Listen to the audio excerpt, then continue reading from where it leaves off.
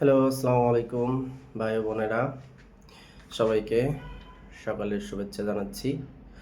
আগামী 12 তারিখ হচ্ছে ত্রয়োদশ জাতীয় সংসদ নির্বাচন। আসলে নির্বাচনে আপনি কাকে ভোট দিবেন, কাদেরকে ভোট দেওয়া উচিত, এটা তো আমাদের চিন্তা করা উচিত।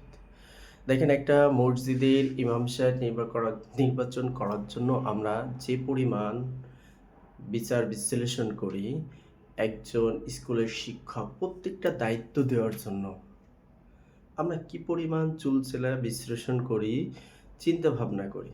সো আগামী 5 বছরের জন্য পুরো রাষ্ট্রের দায়িত্ব আমরা যাদেরকে দিব, সেক্ষেত্রে কি আমাদের চিন্তা করা উচিত না?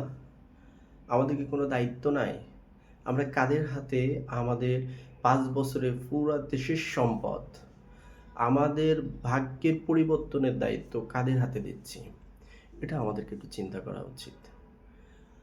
আমরা যাদেরকে ভোট দিছি তাদের শিক্ষাগত যোগ্যতা, তাদের আখলাক, তাদের আমানতদারিতা, তারা কিভাবে মানুষের পাশে দাঁড়াবে, তারা একটা টাকা মেরে খাবে কিনা, তার চারপাশে যে নেতাগোতারা রয়েছে তারা মানুষের হক মেরে খাবে কিনা, সেগুলো আমাদের চিন্তা করা উচিত।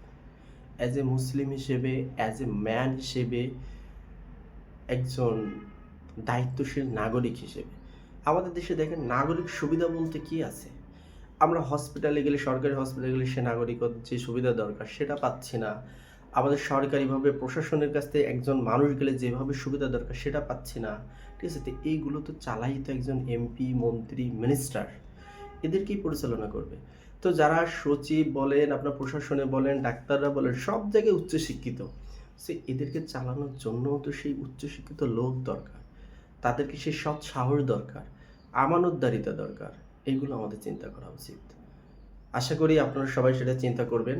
আগামী 12 তারিখে ব্যালটের মাধ্যমে সেটার জবাব দিবেন। আসসালামু আলাইকুম।